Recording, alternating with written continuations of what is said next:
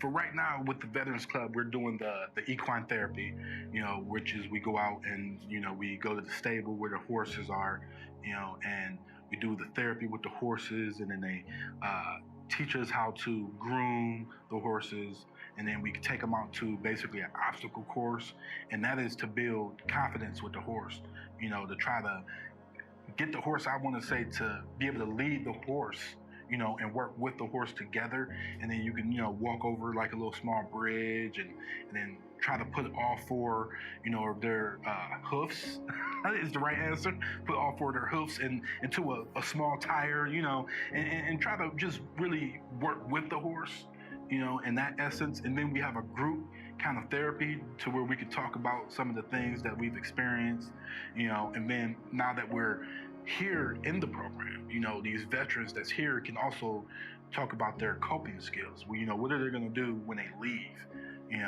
And the Veterans Club provides a great service in that aspect. And hopefully, once we really grow our program here, further, we can start to do more work with them, because they really have a great service over there.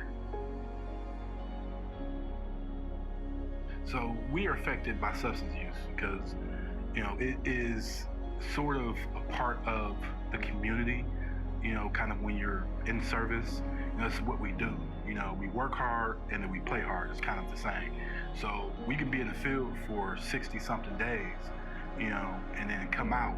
And the first thing we want to do is head to the Class 6 and get some liquor, get some beer, and then just sit back and relax. And kind of what happens is with all the trauma, that we deal with on, in those cases where we've been deployed, that stuff compounds the issue, and then over time, it creates this, these problems, to where we're just constantly drinking, and then someone like me, there are others who can manage their drinking, but then there are some like me where it manifests into a disease, and then that's where we find ourselves to where everything we do is focused around the alcohol.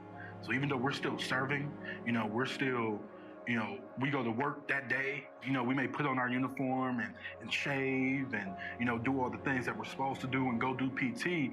But at the end of the day, the only thing we're worried about is when can we get off so we can go and drink some beer, and then that becomes an even bigger problem. And then, eventually, the Army is a machine. It's not going to stop for one person. Or the military is a machine, and that military is not going to stop for, one individual.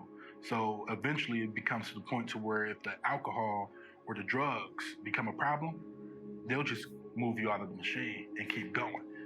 And that's no fault to their own, and that's where we have to seek help, but it's hard for veterans to seek help, because we don't want to look weak, right?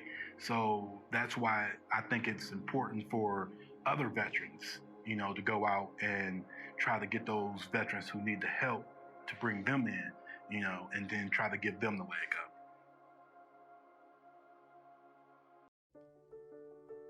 up. We're a different breed. We spend our whole career, especially if you're in the combat MOS, of being told to never cease. Like you don't give up. You fight. Like our whole mindset is around never accepting defeat.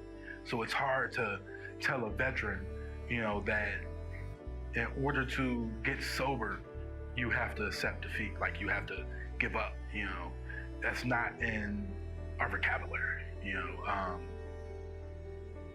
So if I could have advice that I think I would give, or that one thing I would say is that it's okay to be an alcoholic or addict. Like there's nothing wrong with it, and as long as they understand that, then I think that, and I tell all the guys that, all the people that come here, all the veterans and, they're all the spouses and dependents that come through this facility, that it's okay. Like there's nothing wrong with being alcoholic. Like we have an issue, and we need to address it. So that just goes back to the flip side, is if I don't want to accept defeat, but at the same time, If something is broke, I need to fix it. They also trained us to do that. So if I can not accept defeat, then that means I'm not going to allow alcohol or drugs to take over my life, and I'm going to fix the problem, and I think that's, the advice I would give.